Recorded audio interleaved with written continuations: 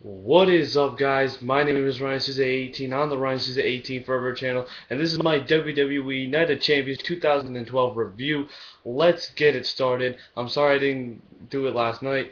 I was actually at the pay-per-view last night, and I didn't really get a chance to give my review as I came home at around like 1 o'clock, 2 o'clock in the morning. So anyway, guys, let's start it off. We have a great intro going into Night of Champions. I really enjoyed the intro. We have Michael Cole talks about the condition of Jerry the King Lawler. Talking about what happened last Monday on Monday Night Raw, and says that he's been talking to to Jerry Lawler, and Jerry Lawler has been acting like his old self, making jokes and such things of that nature. Then we have I believe it's Lillian Garcia or Justin Roberts announcing that to replace Jerry the King Lawler, we would have is the longest reigning WWE champion in SmackDown history. JBL, John Bradshaw Layfield, returns to commentary, and I was excited. I felt like it was the good old days in which Cole and JBL were, a cohesive unit on the SmackDown brand. So anyway, we start off with the Intercontinental Championship is on the line. We have The Miz versus Cody Rhodes versus Cara and Rey Mysterio. A very great match. Of course, Sin Cara and Rey Mysterio were teaming up during the match along with The Miz and Cody Rhodes. We start off with a lot of high-flying moves from Sin Cara and Rey Mysterio. And pretty much Sin Cara would mask The Miz and would hit the skull-crushing finale on Cody Rhodes. I'm trying to keep this video short, guys, because there's a lot to say about the main event. But anyway, guys, so we have The Miz as your victor, and he retains the Intercontinental Championship. Then we move on to a backstage problem in which Caitlyn hurts her ankle and is later confirmed that she would twist her ankle, and we were left off with that without a competitor for the Divas Championship match between Layla and whoever her opponent would be, which would be announced later on in the night. And then we would have Daniel Bryan and Kane teaming up to face Kofi Kingston and R-Truth for the Tag Team Championships. Of course, Daniel Bryan and Kane, I really enjoyed the storyline. It's kind of silly, it's kind of stupid at the same time, but at the end of the day, you really do enjoy the storyline between Daniel Bryan and Kane. Of course, they had their differences in the match, always arguing on who should be tagged in and all this stuff. So pretty much Kane would be pushed by Daniel Bryan off the top rope, and Kane would land on Kofi Kingston and the 1, 2, 3 count, and we would have Daniel Bryan and Kane being your victors and being the new tag team champions. After their win, they kept on saying, "I'm the tag team champion." No, I'm the tag team champion. And it would go on for minutes upon minutes, and then we would finally go to the next match, in which we would have the U.S. title would be on the line with your champion Antonio Cesaro going up against the pre-show Battle Royal winner Zack Ryder, the Long Island IC Zack Ryder. Ryder had a lot of momentum going into this one. He did a pretty good job facing Antonio Cesaro, but Antonio Cesaro would hit his finishing move, the neutralizer on Zack Ryder, and would be your victor. So we have Antonio Cesaro retaining his United States Championship. Then we would have his Randy Orton versus Dolph Ziggler, a very good match. I really enjoyed it while I was there. Randy Orton was very brutal in the match. He does his signature DDT outside on the barricade.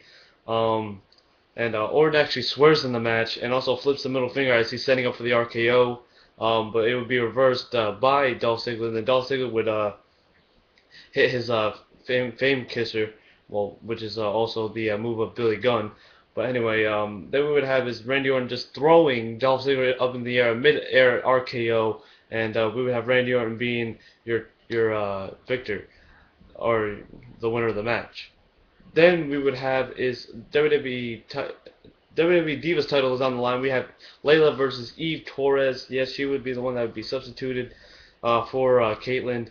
Layla, I really enjoy. I love Layla, but at the end of the day, she pretty much killed the Divas division, and so I'm glad that Eve Torres pulled off with the victory. And so we have Eve as your new WWE Divas champion. And also during the match there was ole, ole, ole, ole, chants throughout the TD Garden. Then we have a backstage segment consisting of Daniel Bryan, Kane, AJ, and Dr. Shelby. and Kane announces that he's going to Disneyland. So probably maybe tomorrow or next week we'll see footages of Kane being at Disneyland, probably hanging out with Mickey Mouse and Goofy and going on rides and such things like that. Maybe he'll set something on fire, who knows? But we'll see where it goes from there. Then we would have the World Heavyweight Championship match, in which it would be Sheamus versus Alberto Del Rio for the 5th time in 5 months. We have Booker T comes out and announces that the bro kick is legal, and starting off the match, Sheamus hits the bro kick on David Otunga, and during the match, it was a very good match. It started off with a lot of submission holds, a lot of headlocks and such things of that nature. Del Rio would actually hit the cross-arm breaker 3 times, but it would be reversed during those 3 times by Sheamus.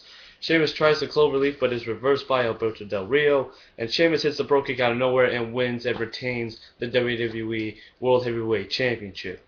Then we would have is the main event. We have is the straight edge savior, the best in the world, CM Punk, going up against John Cena, the C Nation leader, Fruity Pebble, whatever you prefer to call him. You know what? And I actually pre-ordered. Well, you know what I'm saying. I'm actually ordering the Rise Above Cancer T-shirt, bands, and hat, and I'll be getting that maybe in about a week or maybe 2 weeks. So I can't wait to wear that. Even though I'm not a major John Cena fan, but I'm doing it to support breast cancer. And I will leave a little tab in this box for you guys to help with the cause and to fight for breast cancer. So anyway, guys, we have this CM Punk coming out with a jacket and some Yankee gear. We also have Paul Heyman in the middle of the ring before that talking about CM Punk and how he hates Boston, Massachusetts and such things like that. And we have, once again, CM Punk coming out with a blue and white attire, which supporting the Yankees. And we have John Cena coming out with a pink attire, of course, supporting the fight against breast cancer. We have John Cena, Sr. Getting his son's T-shirt. And also we have a lot of holds and headlocks during the beginning of the match, which was kind of boring. But then we have Let's Go Cena and Cena Sucks chants going around the arena, which I was very surprised, even though it is the hometown of John Cena, and I'm surprised that they would actually say Cena Sucks in Boston, Massachusetts. I was the one that said Cena Sucks, so I could say that I'm pretty depressed about myself. Not really. But anyway, going back to the match, we have Punk gets sent right into the crowd by Cena. Cena suplexes him back to the outside of the ring. Cena fires up and will get reversed by Punk, and a major clothesline from John Cena. We have a boot to the stomach as Cena tries to hit the 5-knuckle shuffle on CM Punk. Cena tries an AA, but is reversed. A lot of reversals in this matchup with a lot of the finishing moves.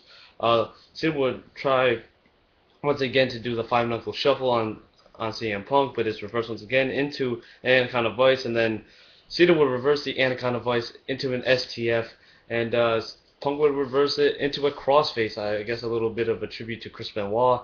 So I'm surprised that Michael Cole even said anything. He's like, oh, crossface to CM Punk. And I actually just got done watching Night of Champions, even though I went there last night. But whatever, I still enjoyed it. So let's get it. Then we have Cena actually reversing the crossface into a sidewalk slam. Punches back and forth from both superstars. Cena wins the fist fight. A running knee from Punk. Punk would hit the Macho Man elbow drop from the top rope, which would only go for a 2 count. Punk gets up, sets up for the GTS, but is reversed into the STF. Punk makes it to the ropes, GTS, and would only hit a 2 count. What we only get is a 2 count, I should say. Heyman is shocked. He's in utter shock. Punk slaps Cena. Cena hits the 5-knuckle shuffle finally, and the A is performed, but CM Punk would kick out at the count of 2. Then we would have is Cena goes up and misses it, as in like he was trying to go for the leg drop. I don't know why I'm talking so fast, but anyway, pretty much Cena goes up to the top rope, misses as he was trying to go for the leg drop. We have a kick to the side of the head from Punk, and it would only go for a 2 count. Punk misses with a moonsault from the top turnbuckle. GTS again from Punk, which would only leave for another 2 count. CM Punk actually sets up for the rock bottom, hits the rock bottom, which would only go again for a 2 count. An AA from Cena, another 2 count. They would have a back body drop from Cena from the top rope. Cena technically wins, would celebrate for a little bit, but the referee would actually grab the championship, give it to CM Punk, and we have Justin Roberts announcing that both superstars' shoulders were on the mat, and therefore it is considered a draw. So pretty much CM Punk is still your WWE champion. Punk hits Cena with the WWE championship and shouts out respect, and as he's going up the entrance ramp, he is shouting, "I'm the best in the world! I'm the best in the world!" And pretty much, I'm gonna call the title of this video. I'm gonna put WWE United Champions Review, Boston Screwjob, because this pretty much is a Boston Screwjob. It is a screwjob, just like the Montreal one, in which Cena gets screwed out of the title. So anyway, guys, let me know what you think down below. I'm gonna leave links right here. Well, actually, right here. Right here. I'm gonna leave right there.